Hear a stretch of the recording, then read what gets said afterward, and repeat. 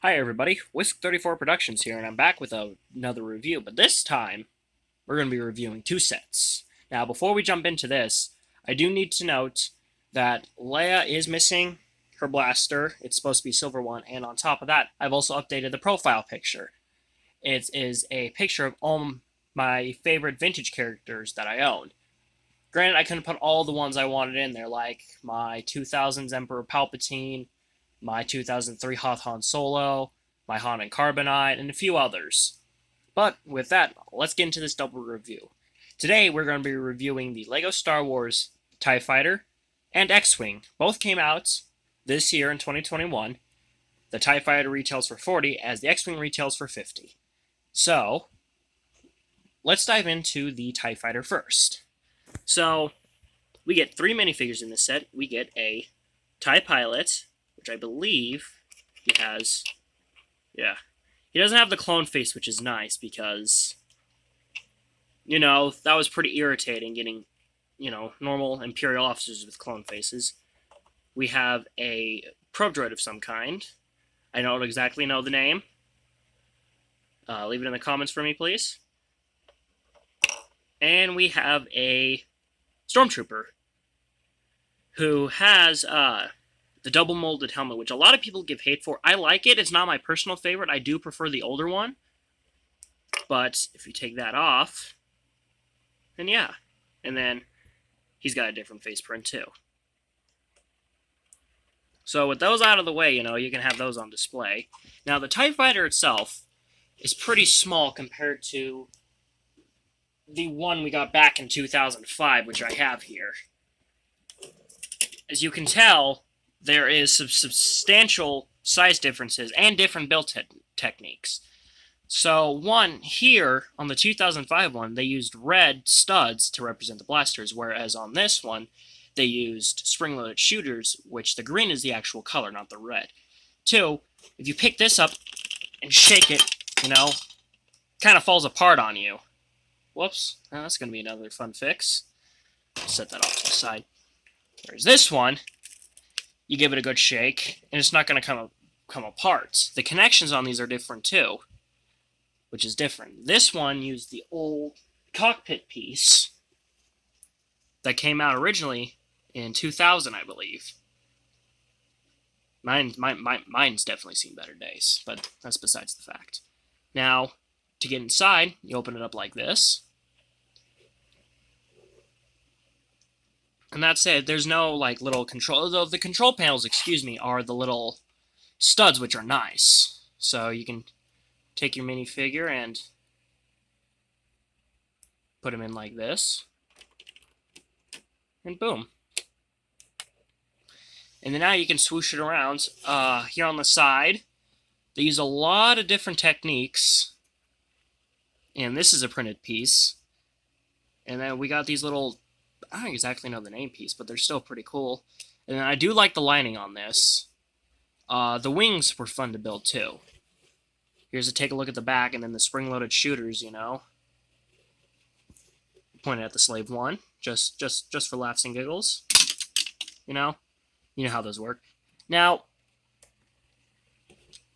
it's nice that we get another Imperial TIE Fighter. The last time we got one was in 2018 with the release of Solo.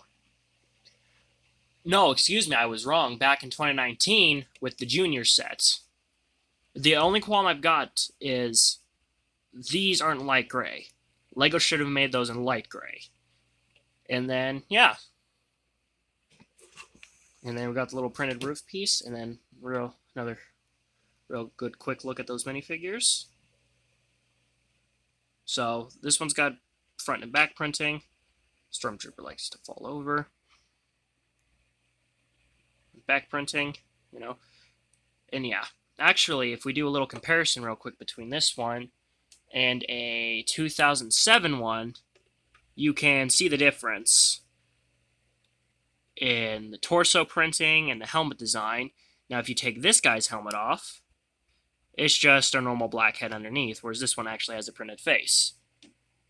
So, with this set done and out of the way, we move to the X-Wing. Came with 4 minifigures. R2-D2, Luke Skywalker, General Dodonna, and Princess Leia. And yeah, so R2-D2 is a standard state-of-the-art. No third leg yet, and no little leg printing, you could call it. Pilot Luke, same pilot Luke we've got since 1999. Same with the R2-D2 there. Dodonna, who does have an alternate face print. Take his hair off and we spin him to the back. He's got a stern face, and then he's got his angry face. And Princess Leia, the same one that came in the Tantive. Take her iconic hairpiece off. And then, she's got a little smug look. Oh, she also has back printing, too. And then Luke's got another face print, but, we won't worry about that. Dodonna decided to go bald. So, X-Wing. The last time we got a normal X-Wing was in 2018, which was another remake that had the awful, in a lot of other Star Wars people's opinion, the awful dual-molded helmet design, which it looks good on the Resistance figures, but it didn't look very good. It kind of made their heads look fat, in my opinion. So, there's a lot of stickers in this set, too. But here's another good shot, and to open it up here is a little lever, you could say. And it opens up like that.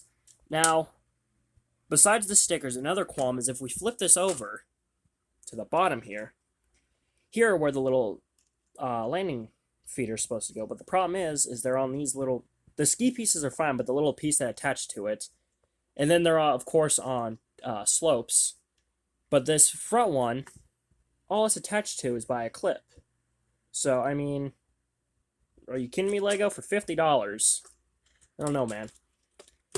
So, take a look at the back. The back, people give a hard time. I kind of like the boxy design. And then up here is where you can put good old R2-D2.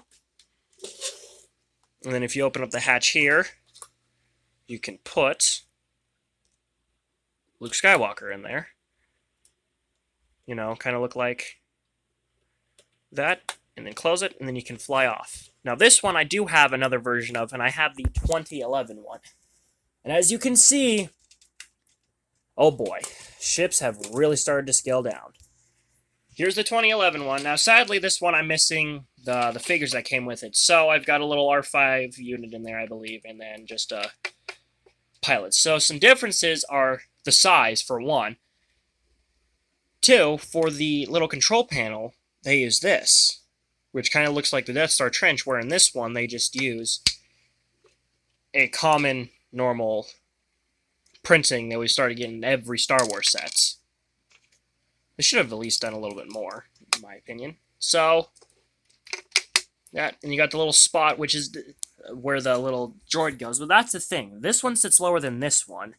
And I like this lower sitting one than this one. Now, if we spin them around we spin this one around to the back, same with this one, you can see differences too. Now, my other rubber band is sitting on my ARC 170 right now, so it's going to be a little loose, but if we take it and we turn it like that, that's how you get it into the flight or attack position. Not a flight, the attack position. And then do the same thing to close it. Here you've got all the little thrusters and the little blasters and whatnot, which look nice. I do like those. And, yeah. And then on this one, we'll get this one out of the way. Make this one back full force. We also have some new pieces. We have this piece. It kind of looks like a half barrel, and then a little crosshole. And then we've got this 1x1 with a little crosshole in there, which is a nice piece, but it's probably going to become really expensive because this is probably going to be the one set that it comes in. Who knows? Maybe it could come in other city ones. I don't know. Now, the problem that I have at least, and a lot of everyone in the Star Wars fan community, is constant ships getting remade. You know, we've had so many X-wings that aren't just Luke's, but with 7, 8, and 9 being out, you know, we've got so many X-wings from there. You know, we haven't, in general, we haven't seen an Attack of the Clone set since 2017, and that was the Jedi Hyper Fighter, the Jedi Starfighter with Hyper Ring. Excuse me. You know, and on top of that, the sets are getting smaller and they're becoming more and more and more and more expensive. Like this one was just a cash grab, everyone calls it. The Dorito TIE Fighter. So, like with the X-Wings, you know, Boba Fett's Slave 1. We haven't had a Jango Fett Slave 1 since 2002, the only time it ever was released. You know, we haven't seen the Bounty Hunter Chase since 2002 when Attack of the Clones came out. You know, we haven't seen a TIE Interceptor since 2006. I believe, at least. I could be wrong on that. And I'm not counting the micro builds, because those are micro. You can't put a figure in there. You know, Luke's Land Speeder. You know, Farm Boy Luke. I don't know how many of those we've gotten. I've got 5 at least, you know. You know, we haven't seen this set since 2000. We haven't seen this piece being remade at all. I mean, seriously, Lego. On top of that, they're scaling down the ships and jacking the prices up so high it's starting to drive away fans. You know, that's my problem that I have with it, at least, you know? We haven't seen a B-Wing since 2014. A V-Wing, too. You know, A-Wing, last time that came out, was recently. You know? But what I'm trying to say is we need less remakes of certain sets, and we need more... we need more diverse sets, you know, like the ATTE, the Republic gunship, you know. Yes, I am excited for the UCS one, but that's besides the fact, you know. We don't need 27 X-Wings and 27 TIE Fighters, you know. Anyways, sorry for the little rant. Thank you for watching my video. Please like, comment, share, subscribe, and I'll see you on the next video. Bye for now.